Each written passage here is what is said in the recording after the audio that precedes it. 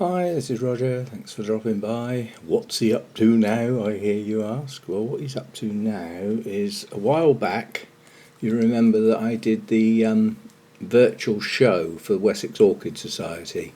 That's the society that Lynn is chairman of.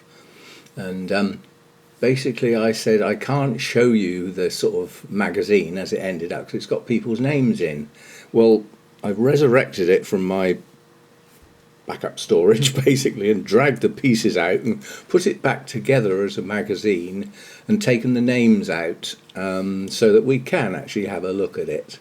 I mean, some of it is text, like the introduction page and things, which on small screens you won't be able to read, so I'll just read it out. That's the easy way. So let's see if we can have a go at this then. You don't want to look at my email. What you want to look at is, if I can get all this to work, is that. Not that, that. We'll get there in a minute. Right, hopefully this is all recording okay, otherwise I'll have to do it all again, won't I? Okay, so I picked a front cover. This was one of the plants that was actually submitted. I chose that. That didn't come first or second or anything like that. I just chose it because I thought it made a nice front cover.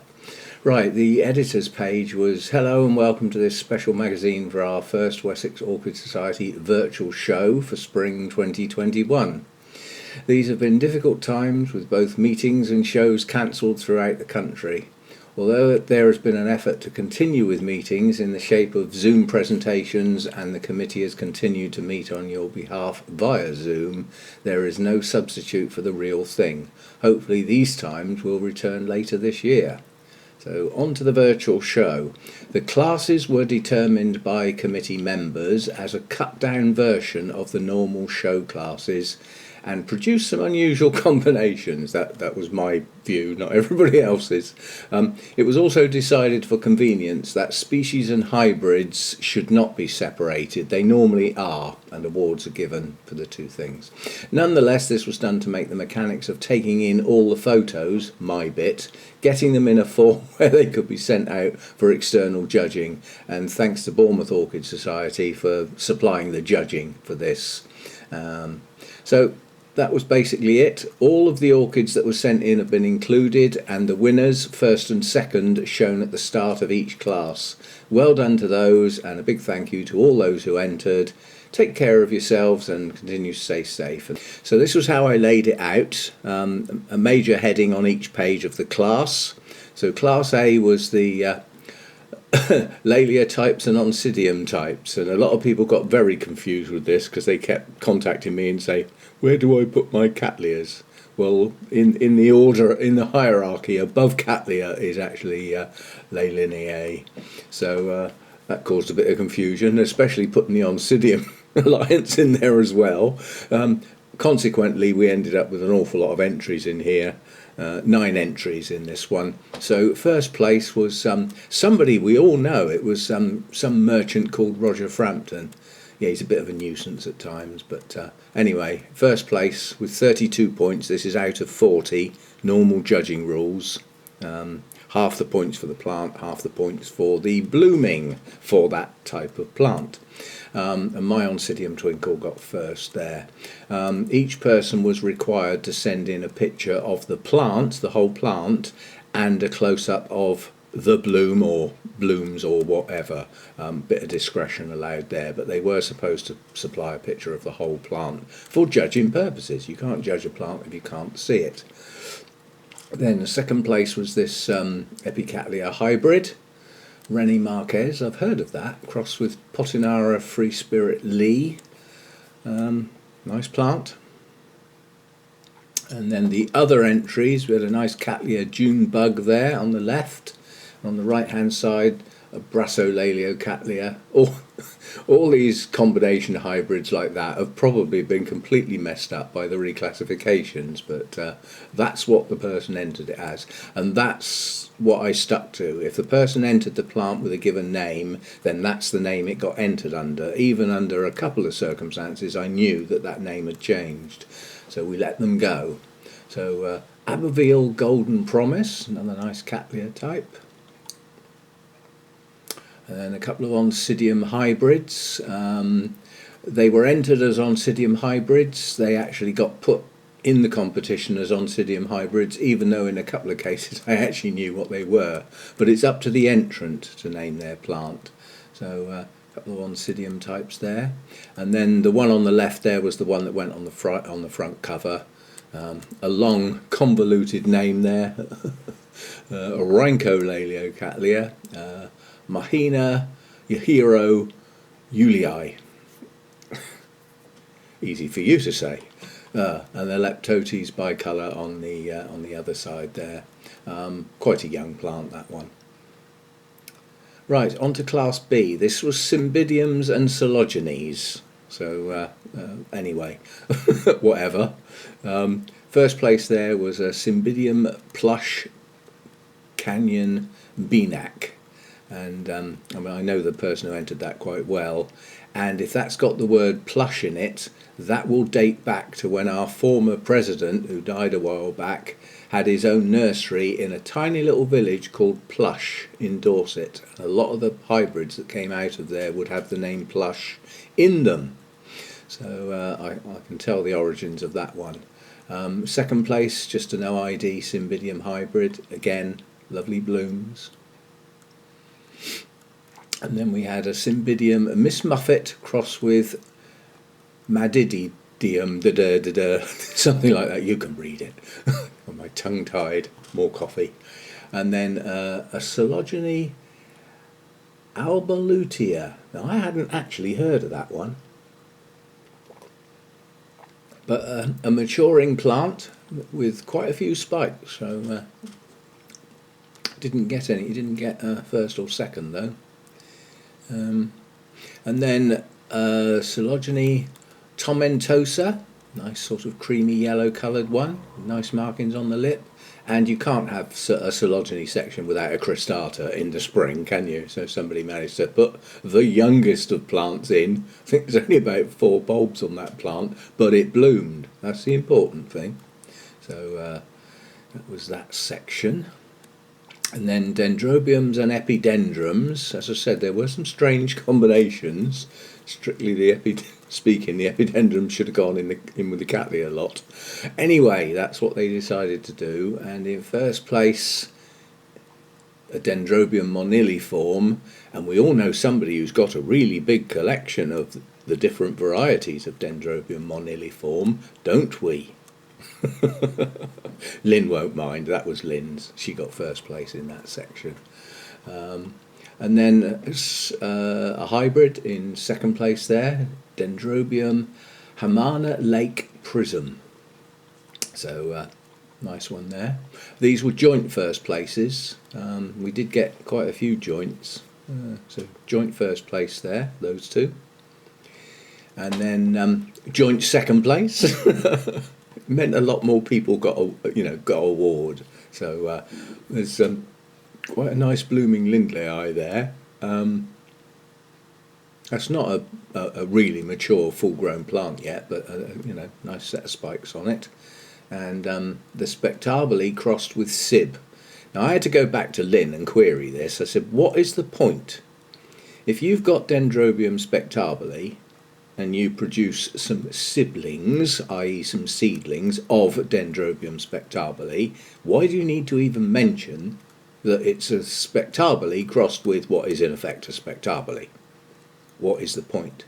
And she said it's written like that, apparently, allegedly. Some say it's written like that as a consequence of the young plants, the siblings, not being verified as pure. In other words, the pollination was not immaculate, shall we say. There was a possibility that something else crept in there, so you can't say it's a pure Spectabile. And it's being pedantic, quite honestly, in my view, but that was just one of the explanations for why it's written like that. And that person would have just had that on the label. They wouldn't have written that. Right, and then some of the other entries was a nice... I queried the name on this, but in the end I decided that's what the person gave me. Dendrobium delicatum is a naturally occurring hybrid. It should have an X in front of it. and it is a Kingianum cross. Yeah, so why is the name Dendrobium delicatum without the X, Kingianum?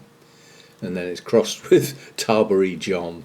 So we did get some strange names in, but these probably were labels created on plants, 40, 50 years ago, and they've been carried forward. Naming has got a lot tighter over the years, and things would have changed probably. And then if you look at the bottom picture on the right, that's rather a large orchid, Dendrobium speciosum. That's the one I've just got rid of that took up a whole shelf to go to the National Dendrobium collection. It's the one I was looking after for Marius, which I finally got rid of. So there we go. And some of the other entries. Now, here's a memory tester for you. When I was going around the sales area at Burnham's, I came across a plant and I said, I don't know what that is, but it's very, very nice. Well, there it is. That's what it was. I'm still going to have a job to say it. Oestadella centrodenia. There you go. But anyway, that was the odd plant that was in the sales area at Burnham. So there we go. Little mystery solved. Right, then we go on to the pleurothalids. First place in here was Masdevallia regina. Nice. Well, I don't know whether that's a good blooming. I don't know much about Masdevallias, but the judges decided that was the one.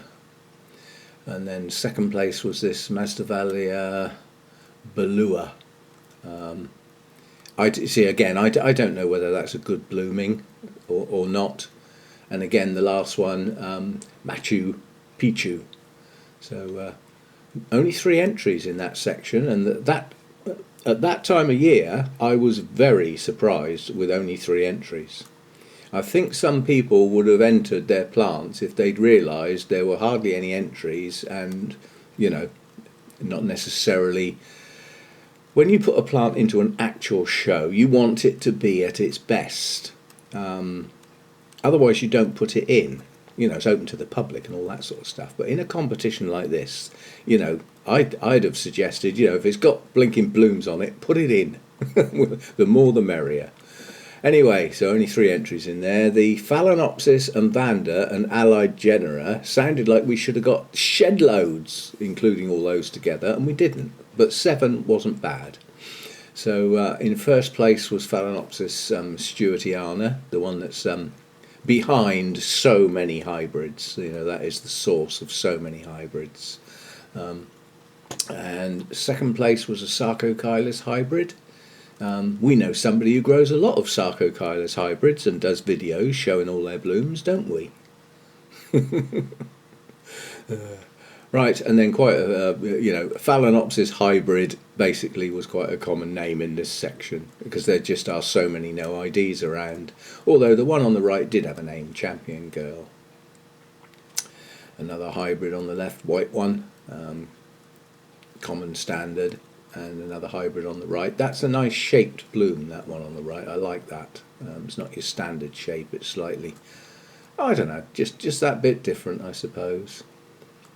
And then another Sarcochilus, Culnara tight. As I say, we know a person that's got a lot of those in bloom at the moment, or back at that time. So there we go.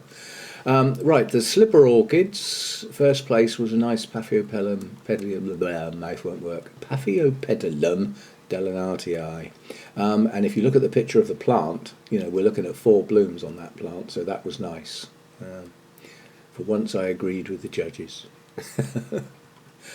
Second place was a Phragmopedium, Jason Fisher. Again, I don't know whether that's a good blooming or not, but a lot of the frags are multifloral, so as one bloom drops off, another bud opens up over the top. A bit like the Psychopsis do. Paphiopedilum gratrixianum. That's quite a nice looking plant, but a single bloom. So that one.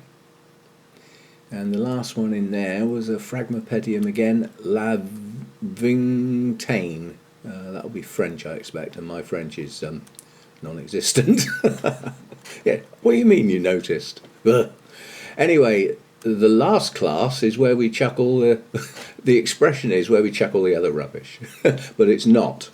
It's because there are orchids that in a big show there's still only likely to be one of them, so they don't warrant a class on their own. So we have an any other orchid class. Now this one, 7 flower spikes on this, 7. And apparently the flower spikes have been cut off for the last 2 or 3 years to get this mass blooming. And I would say it was worth it. These blooms do nothing for me. You know, I mean, I know a virtually black orchid is, you know, incredibly rare and everything, but it doesn't do much for me. But nonetheless, it's an amazing version of that one. Now, again, this was the name I was given, Catasetum Fred Clark. Strictly speaking, that's Fred Clarkia. Yeah, as far as I know, that's what it's supposed. Anyway, Black Pearl. Difficult to get hold of, that one. Right, in second place we have something that I'm probably going to make a right pig's ear of, and I'll make a pig's ear of trying to say most of these because I've never heard of them. So we've got Ornithocephalus Manabenas, and quite honestly, looking at that plant on the left, the second place one, that is a well-grown plant. You know, it's a quality looking plant. It's been grown well and it appears to have a good blooming, so that looks like a well-deserved second place there. You'd have a job to beat that Fred Clark. Fred Clark, yeah.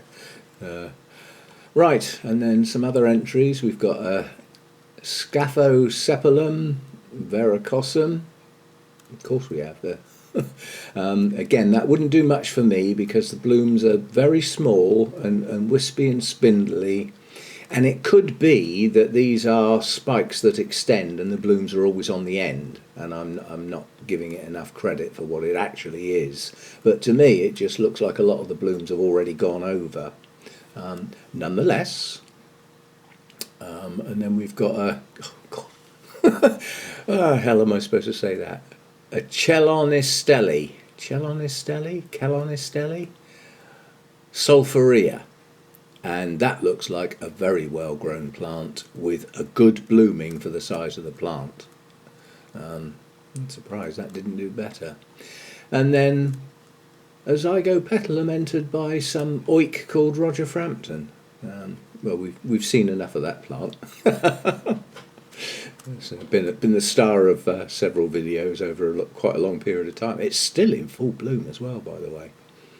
Right, and then just a thank you on the end, a big thank you to all those who've entered. I hope those who have taken a look at the plants and this copy of the results have enjoyed what was our first and hopefully our only virtual show. By October, when our next show is scheduled, all should be well and we can return to some sort of normality. Time will tell. As far as I know, as we were unable to hold the real competitive show in spring, the autumn show will be a competitive one. Wessex don't normally have a competitive show in the autumn, it's a display show. And again, take care of yourselves and continue to stay safe. So there we go, that's a look at the magazine I did. Hope you've enjoyed that, and yeah, see you again sometime. Bye for now.